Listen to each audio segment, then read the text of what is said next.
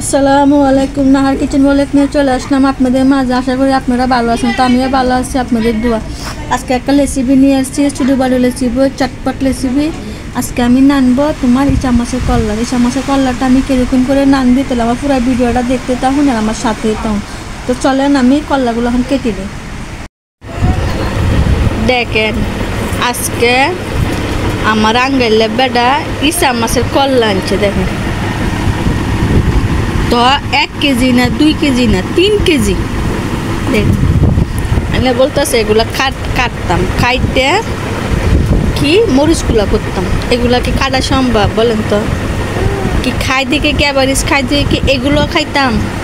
কোন তো খাবারটা অনেক অনেক সুস্বাদু, ভালো করে নানতে জানলে খুব সুস্বাদু। আর সুস্বাদু হইলে কি মানে খাটতে তো খবর হয়ে যাইব। দেখ তাহলে এখন আমি খাড়া ফোড়া শুরু করি, তারপরের থেকে দেখাবো আপনাদেরকে কতটুকু হয়েছে আমার খাইতে। আমি তেলটা বসায় দিয়েছি, পেঁয়াজ কাঁচামরিচ এটা দিয়ে দিই। পেঁয়াজ কাঁচামরিচটা একটু বেশি লাগে।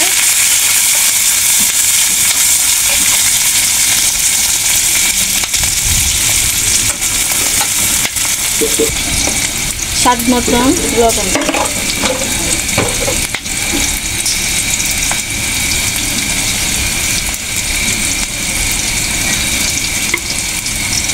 এক চামচ মরিচের গুঁড়ো,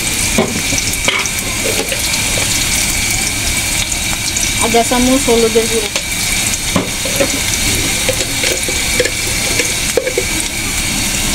এক চামচ ধনিয়ার গুঁড়ো। এই যে ইচা মাছের কল্লাগুলা কাটছিলাম, আমি এগুলো দই লাগছি, দই এগুলো পরিষ্কার করে লাগছি। তখন এগুলো আমি দিয়ে দিব।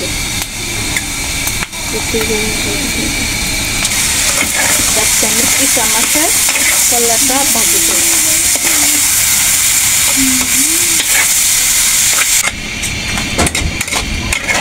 আমি এটা এখন ডাকনাটা দিয়ে দেবো। এটা মধ্যে আমি কোনো পানি দেবো না, এটা মচমুচে করবো। এটা থেকে পানি উঠবে, আমি ডাকনাটা দিয়ে দেই। ডাকনা দিয়ে 15 মিনিট পরে আসতেছি।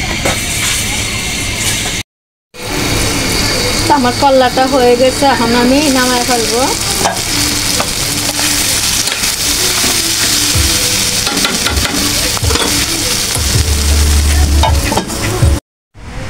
তো দেখেন আমার ইচা মাছের কল্লাটা নান্দা হয়ে গেছে। এখানে তোমার 3 কেজি কল্লা, মানে খাইতে বইতে অতটুকু হয়েছে।